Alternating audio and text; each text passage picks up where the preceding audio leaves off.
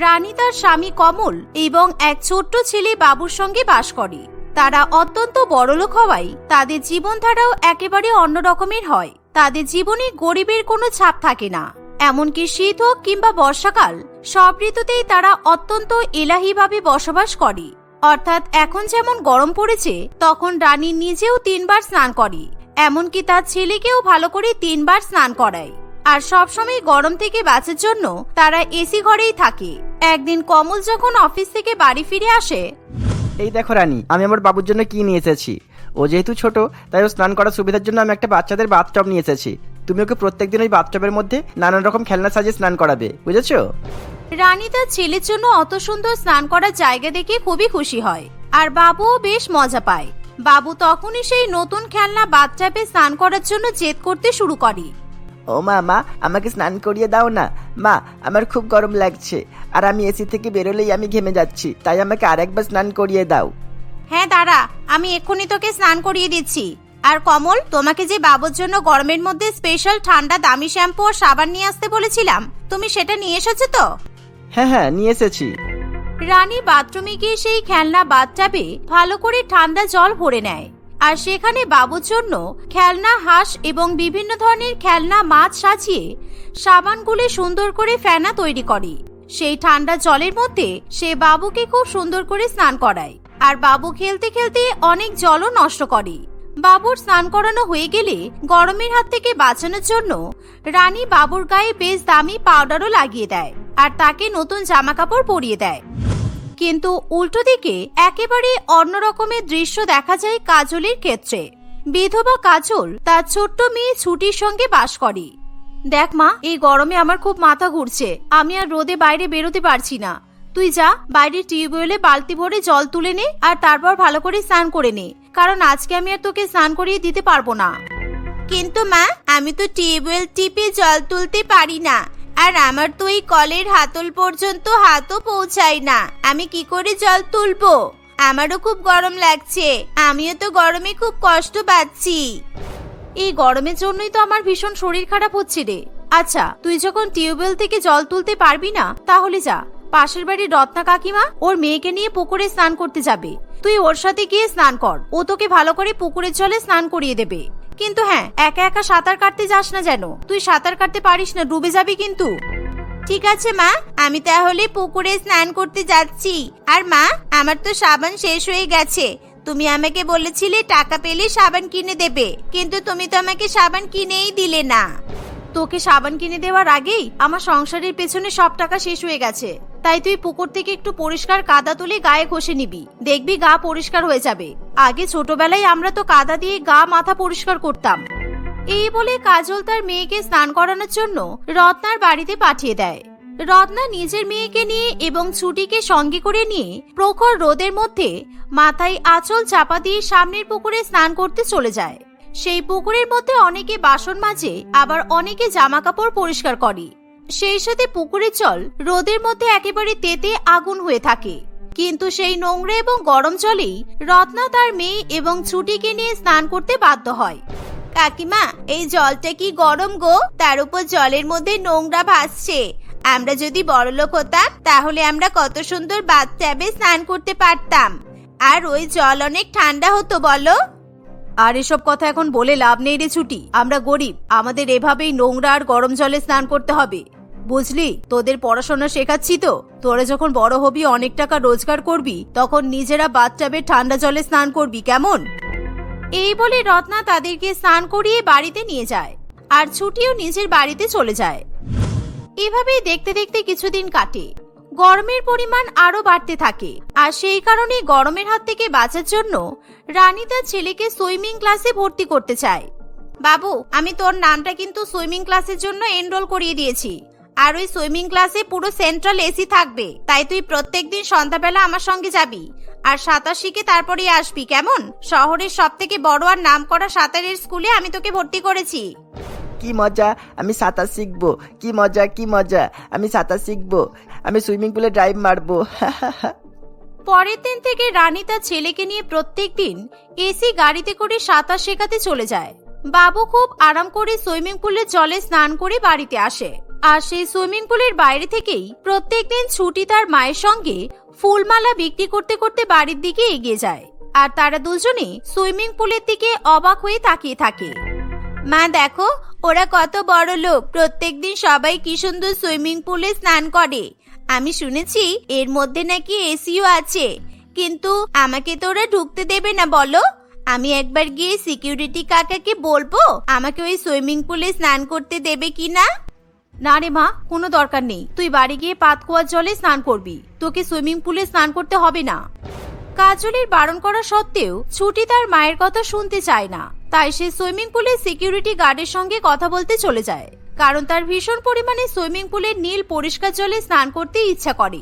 আর সেই সাথে গরমের মধ্যে সে টিভিতে দেখেছে যে সুইমিং পুলে স্নান করলে নাকি খুবই আরাম পাওয়া যায়। ও কাকু, আমাকে ওই সুইমিং পুলের জলে স্নান করতে দেবে গো? তোমাদের এখানের সুইমিং পুলটা কি সুন্দর, আমার মতো বাচ্চারা কি সুন্দর সুইমিং পুলে স্নান করছে। আমারও না এই গরমে সুইমিং পুলে স্নান করতে ইচ্ছা করছে। তুই একটা গরিব বাচ্চা হয়ে সুইমিং পুলের জলে স্নান করবি? নিজেকে কোনোদিন আয়নায় দেখেছিস তুই? তোকে আমি এই জলে স্নান করতে দিলে আমার চাকরি চলে যাবে, বুঝেছিস? যা এখান থেকে ভাগ, কারণ তুই এরকম নোংরা জামা কাপড় পরে স্নান করলে সুইমিং পুলের জল নোংরা হয়ে যাবে। এরকম করে বলছো কেন? সবাই তো স্নান করছে, আর গরমের মধ্যে একটু সুইমিং পুলে স্নান করলে কি এমন ক্ষতি হবে বলো? শোন, এখানে শহরের সবচেয়ে বড় লোকের ছোট ছোট ছেলেমেয়েরা সাঁতার শিখতে আসে, আর তারা প্রত্যেক মাসে 10,000 টাকা করে দেয়। সুতরাং তুই আমাকে 10,000 টাকা দে, তাহলে আমিও তোকে ওই সুইমিং পুলের জলে এই গরমের মধ্যে চুবে থাকতে দেবো। এই বলে সিকিউরিটি গার্ড ছুটিকে সেখান থেকে তাড়িয়ে দেয়। আর গরমের মধ্যে ছুটি কাঁদতে কাঁদতে তার মায়ের কাছে ফিরে যায়। তারা দুজনে মিলে আবার মালা বিক্রি করতে বাড়িতে ফিরে যায়। অন্যদিকে বাবুর ভালো করে সাঁতার শেখা হয়ে গেলে রানী তাকে এসি গাড়িতে করে নিজের বাড়িতে নিয়ে যায়। দেখতে দেখতে প্রায় কিছুদিন কাটে। একদিন কাজলের আবার গরমের জন্য ভীষণ পরিমাণে শরীর খারাপ করে, এমনকি সে বিছানা থেকে উঠে দাঁড়াতেও পারে না। আর সেদিন রত্না স্নান করার জন্য পুকুরেও যায় না, তাই ছুটি কিভাবে স্নান করবে সেই নিয়েই চিন্তা করতে শুরু করে। মা তো ঘুমাচ্ছে, আর আমি টিউবওয়েল থেকে জল তুলে স্নানও করতে পারবো না, তাই আমি চুপি চুপি পাতকুয়ো থেকে জল তুলে স্নান করে নিই। মা বুঝতেও পারবে না যে আমি পাতকুয়ো থেকে জল তোলার চেষ্টা করেছি, কারণ আমার খুব গরম লাগছে। এই বলে ছুটি গরমের মধ্যে স্নান করার জন্য পাতকুয়ো থেকে জল তুলতে চলে যায়। অন্যদিকে বাবু তার মায়ের সঙ্গে সুইমিং ক্লাস থেকে গাড়ি করে বাড়িতে ফিরছে। সেই সময় তারা যেই রাস্তা থেকে বাড়িতে ফিরে, সেখানকার ট্রান্সফরমার বাস্ট হয়ে যাওয়ায় রাস্তা পুরোপুরি বন্ধ হয়ে যায়। ড্রাইভার, এখানে মনে হয় রাস্তা বন্ধ হয়ে গেছে, তাই তুমি পাশের ওই গ্রামের একটা কাঁচা রাস্তা আছে, ওখান থেকেই বাড়িতে চলো, না হলে এই গরমের মধ্যে বাড়িতে ফিরতে অনেক লেট হয়ে যাবে, আর আমার ছেলে গরমে কষ্ট পাবে। ঠিক আছে ম্যাডাম, আমি পাশের রাস্তা থেকে গাড়ি ঘুরিয়ে নিচ্ছি। এই বলে রানী তার ছেলেকে নিয়ে গাড়ি করে পাশের রাস্তা দিয়ে বাড়িতে ফিরতে যায়। আর তখনই রানী ছুটিকে দেখতে পায়। রানী দূর থেকে দেখে যে একটা ছোট্ট বাচ্চা পাতকুয়োর উপর দাঁড়িয়ে বালতি করে স্নানের জন্য জল তোলার চেষ্টা করছে, আর কোনো মতে সে জল তুলে এনে পাতকুয়োর উপর দাঁড়িয়ে দাঁড়িয়ে স্নান করছে। এমন দৃশ্য দেখে রানী ভীষণ পরিমাণে ভয় পেয়ে যায়। কি সাংঘাতিক, এই বাচ্চাটা কেমন পাতকুয়োর উপর দাঁড়িয়ে দাঁড়িয়ে স্নান করছে। এখন যদি এই পাতকুয়ার জলে পড়ে যায় তাহলে তো একটা বড়সড় ক্ষতি হয়ে যেতে পারে, একে এবার কিভাবে বাঁচাবো? এই বলে রানী ড্রাইভারকে গাড়ি থামাতে বলে।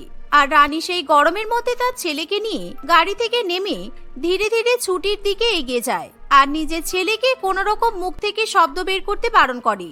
রানী যতই ছুটির দিকে এগোতে শুরু করে, ততই ছুটি আরো নিচু হয়ে পাতকুয়ো থেকে জল তুলে স্নান করে।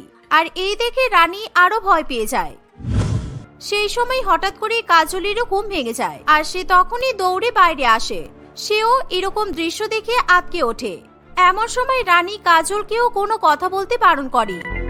দিদি, আপনি কোনো আওয়াজ করবেন না, আর এখন আপনি যদি আওয়াজ করেন তাহলে ও কিন্তু ভয় পেয়ে যেতে পারে আর পাতকুয়োতে পড়ে যেতে পারে। আমি দেখছি কি করা যায়, একদম চিন্তা করবেন না, ছোট্ট মেয়েটাকে আমি কিচ্ছু হতে দেব না। এই বলে রানী দৌড়ে গিয়ে পেছন থেকে ছুটিকে জড়িয়ে ধরে আর তাকে পাতকুয়ো থেকে নামিয়ে তার প্রাণ রক্ষা করে। এই দেখে ছুটি প্রচন্ড পরিমাণে ভয় পেয়ে যায়, আর সে ভয়ে কাঁদতে শুরু করে। কি হলো, তুমি এরকম পাতকুয়োর উপর উঠে স্নান করছিলে কেন? তোমার মা ঘরে ঘুমিয়ে আছে, আর তার মধ্যে তুমি এই কাণ্ড ঘটাচ্ছিলে। এখন তোমার যদি কিছু হয়ে যেত তাহলে কি হতো? আসলে কাকিমা, আমার মায়ের তো খুবই শরীর খারাপ, তাই মা ঘুমাচ্ছিল। আর আমার প্রচন্ড গরম লাগছিল বলে আমি আর মাকে বিরক্ত করিনি। এই গরমে আমার খুব স্নান করার ইচ্ছে করছিল, তাই আমি পাতকুয়ো থেকে জল তুলে স্নান করছিলাম। ছুটিকে দেখা মাত্রই বাবু তাকে খুব সহজে চিনতে পারে। ও মা, ওই মেয়েটাকে আমি চিনি। সেদিনকে আমি যখন তোমার সাথে সুইমিং পুল থেকে স্নান করে বের হচ্ছিলাম, তখন ওই মেয়েটা সিকিউরিটি গার্ডকে সুইমিং পুলে স্নান করার কথা বলছিল, কিন্তু সিকিউরিটি কাকা ওকে স্নান করতে দেয়নি। আর ও গরিব বলে তাড়িয়েও দিয়েছে। আর ওই মেয়েটা নোংরা জামা কাপড় পরেছিল বলে সুইমিং পুলে স্নানও করতে পারিনি। হ্যাঁ, আমার কাছে যদি তোমার মতো 10,000 টাকা থাকতো তাহলে আমিও তোমার মতো সুইমিং পুলে স্নান করতে পারতাম, কিন্তু কি করব বলো, আমার কাছে টাকা নেই, তাই আমাকে এরকম পাতকুয়োতে স্নান করতে হচ্ছে। এটাই আমার কাছে সুইমিং পুল। দিদি, আপনাকে অনেক ধন্যবাদ। আপনি যে আমার মেয়ের জীবন বাঁচালেন, তার জন্য আমি সত্যি আপনার প্রতি সারা জীবন কৃতজ্ঞ থাকবো। আসলে আমি এই গরমের মধ্যে সারাদিন বাইরে ফুলমালা বিক্রি করি, তাই আমার শরীরটা মাঝে মাঝে খারাপ হয়ে যায়। আমার শরীর খারাপের সুযোগেই আমার মেয়ে এই কাণ্ড ঘটাতে বসেছিল। আমাদের গরিবের জীবনে সুখ কোথায় বলুন তো? এসব দিন দেখতেই আমরা অভ্যস্ত। কিন্তু আজকে আপনি আমার জন্য যা করেছেন, কিন্তু আজকে যদি আপনি এখানে না আসতেন তাহলে এতক্ষণই আমার মেয়ে বোধহয় পাতকুয়া জলেই পড়ে থাকতো। কাজলের কথা শুনে রানী খুবই কষ্ট পায়, তাই রানী ঠিক করে সে ছুটিকে গরমের মধ্যে স্নান করার জন্য একটা সুন্দর জিনিস উপহার দেবে। তুমি চিন্তা করো না ছুটি, তোমাকে আর গরমের মধ্যে পাতকুয়া কিংবা টিউবওয়েল থেকে জল তুলে স্নান করতে হবে না। আমি তোমার হয়ে সুইমিং পুলে স্নান করার জন্য প্রত্যেক মাসে টাকা দেব। তাই তুমি আমার ছেলের মতো সুইমিং পুলে গিয়ে স্নান করে আসবে, কেমন? আর তোমার বাড়িতে স্নান করার জন্য আমি তোমাকে একটা খেলনা বাথটাব গিফট করব। তাহলে তোমাকে আর স্নান করার জন্য গরমের মধ্যে কষ্ট পেতে হবে না। কি মজা, আমিও গরমের মধ্যে সুইমিং পুলে স্নান করব। ইয়ে, কি মজা! আমি আর টিউবওয়েলে, পুকুরে, পাতকুয়োতে স্নান করব না, সুইমিং পুলে ঠান্ডা ঠান্ডা জলে স্নান করব। কি মজা, কি মজা! এই গরমে আমার ভারী মজা। এই চুপ কর, এত নাচানাচি করতে হবে না তোকে। আর দিদি, আপনি দয়া করে আমাদের জন্য কিছু করবেন না, কারণ আমরা একই গরিব। আর তারপর যদি আমার মেয়ে এরকম বড়লোকি স্নানে অভ্যস্ত হয়ে পড়ে, তখন কিন্তু আমি আরো বেশি সমস্যায় পড়ব। এভাবেই কাজল প্রথমে রানীর উপহার কিছুতেই নিতে চায় না, কিন্তু রানী জোর করলে কাজল শেষ পর্যন্ত তার কথা মেনে নেয়।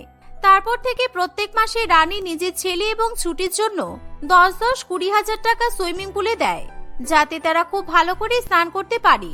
এমনকি সে ছুটিকে নিজের ছেলের মতো একটা সুন্দর খেলনা বাথটাব উপহার দেয়।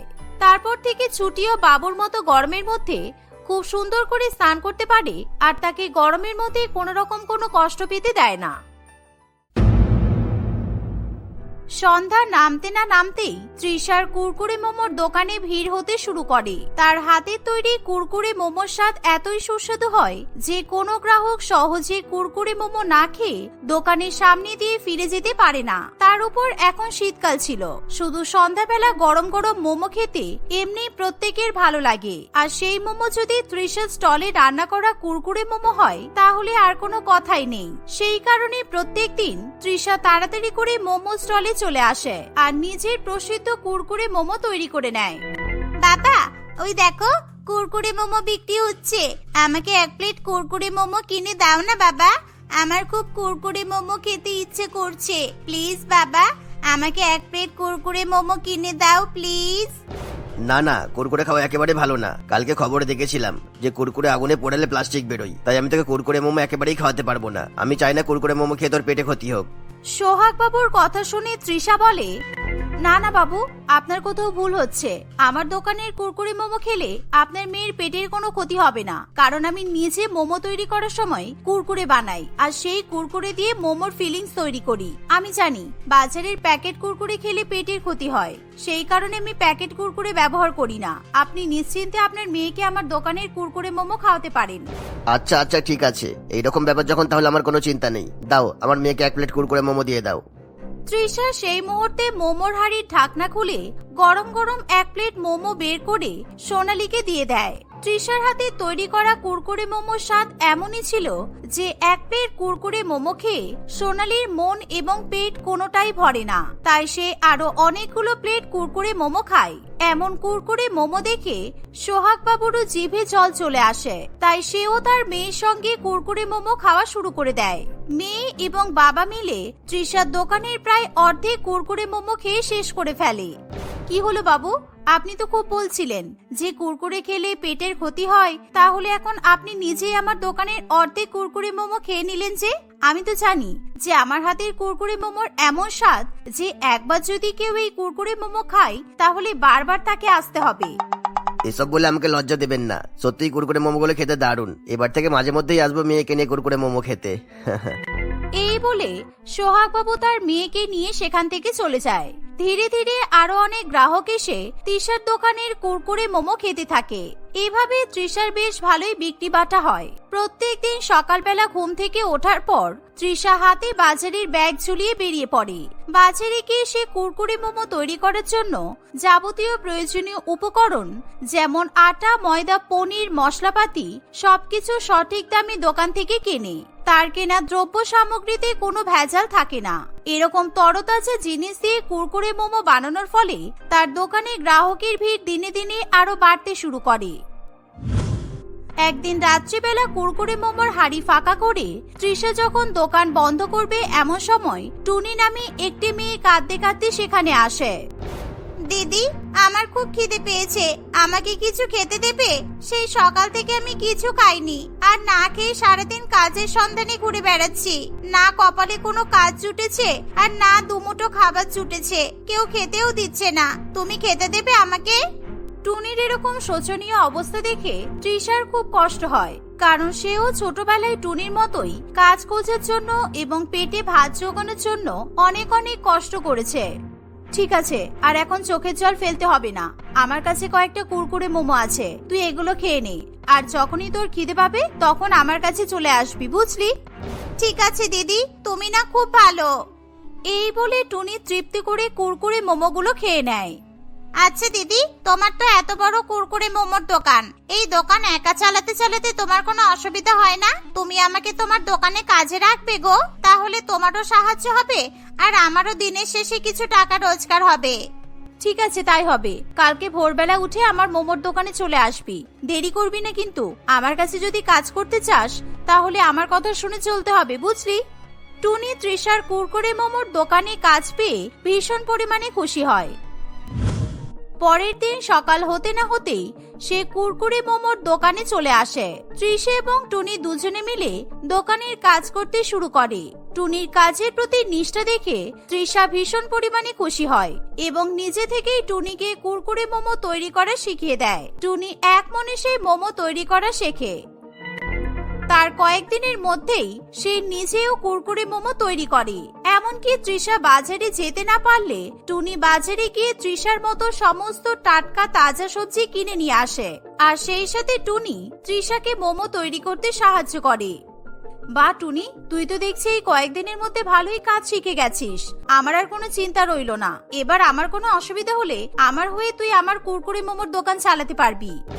সব তোমার জন্যই সম্ভব হয়েছে দিদি। তুমি যদি সেদিন শীতের রাতে আমার মতো একটা অনাথ মেয়েকে আশ্রয় না দিতে আর আমাকে কাজ না শিখিয়ে দিতে, তাহলে আমার জীবন আজকে ভেসে যেত।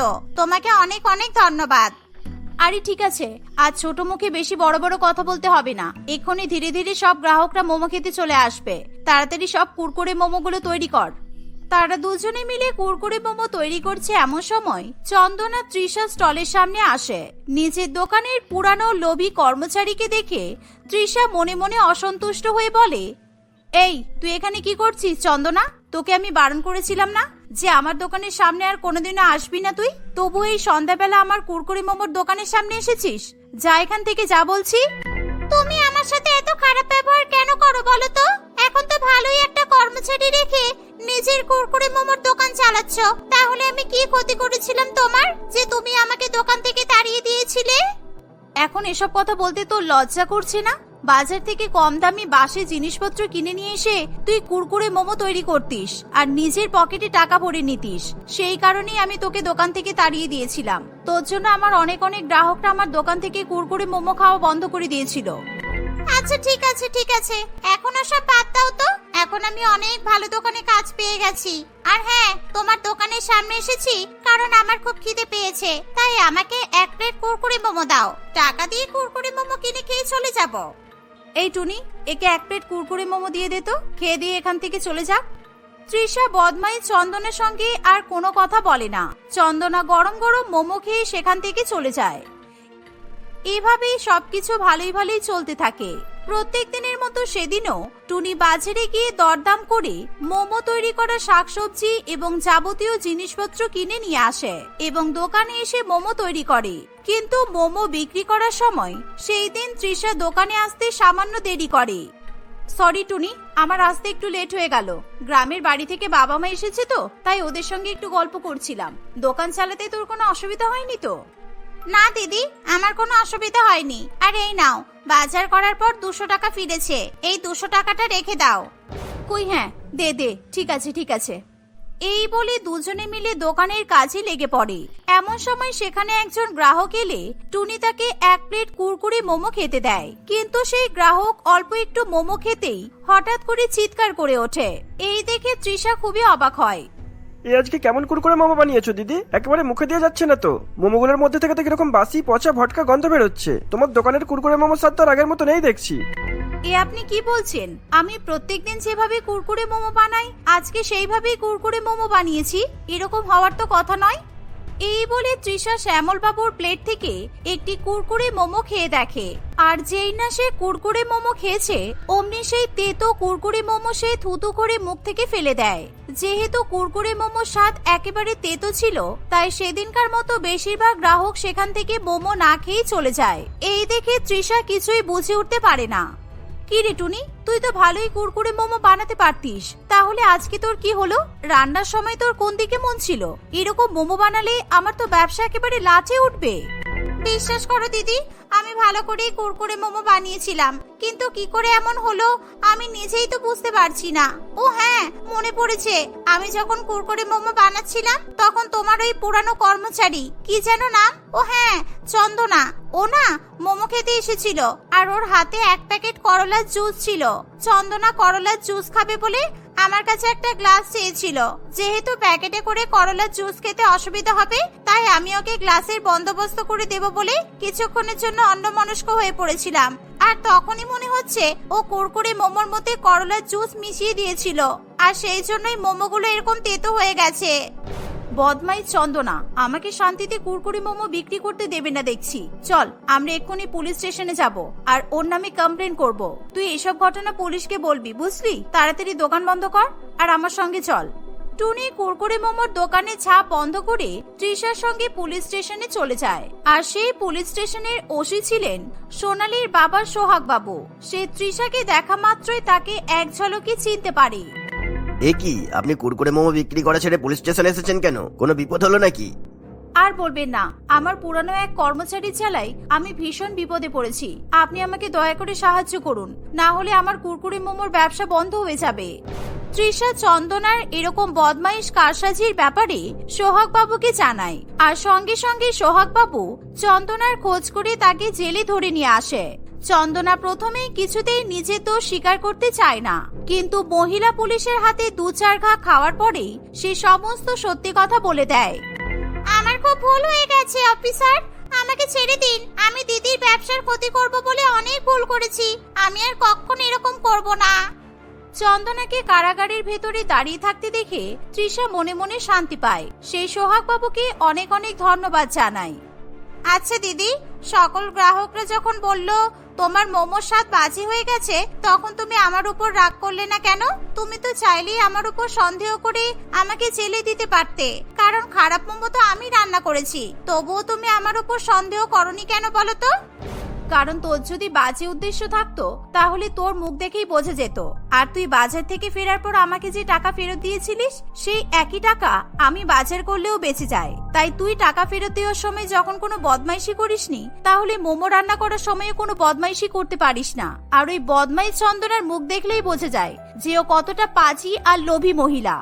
টুনি তৃষার কথা শুনে খুবই খুশি হয়। গ্রাহকদের কানে এই ঘটনা পৌঁছে গেলে তারা আবার তৃষার কুরকুরে মোমোর দোকানে এসে ভিড় জমায়।